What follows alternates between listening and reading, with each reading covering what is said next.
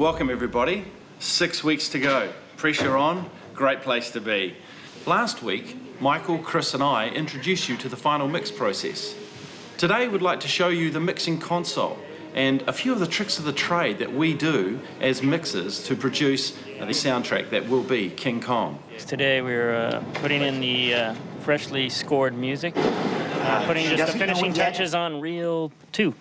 What we have here is a film mixing console. Ethan Vanderon will build with his crew this wonderful palette of sounds.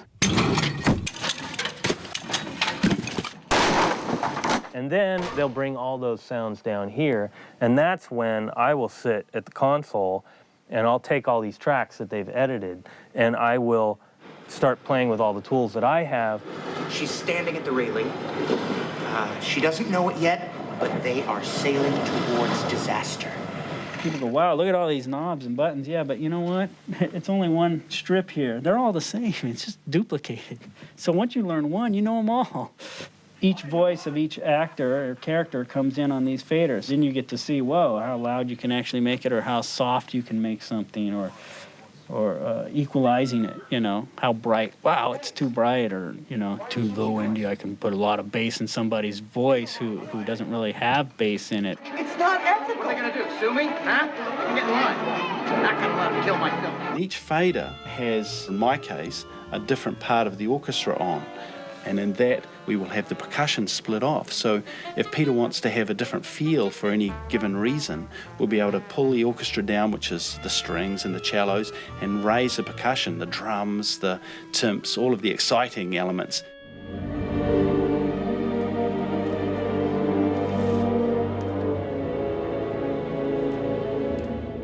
On each channel, I have knobs that allow me to pan the sound around the room. I can pan it over here to the left. I can pan it to the right surround here and then over to the left surround.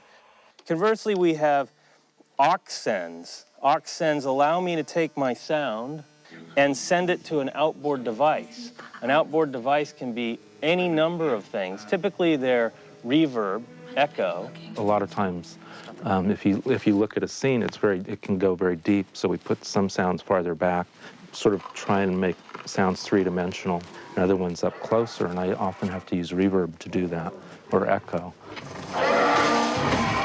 We also use a thing called a subharmonic generator, which will take the big events and add a low-frequency element to make it just seem more massive and bigger.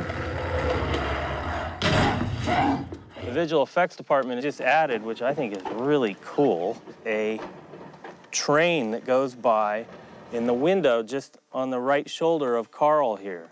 Well, in reality, that sound may be really loud if we were right there with Carl.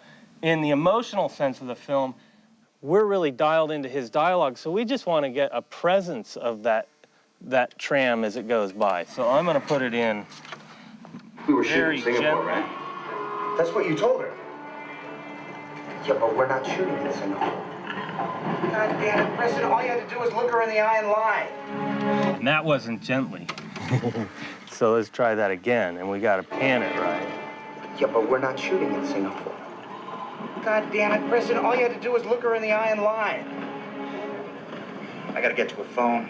Anyway, so that's kind of a basic idea of what we do with our mixing console.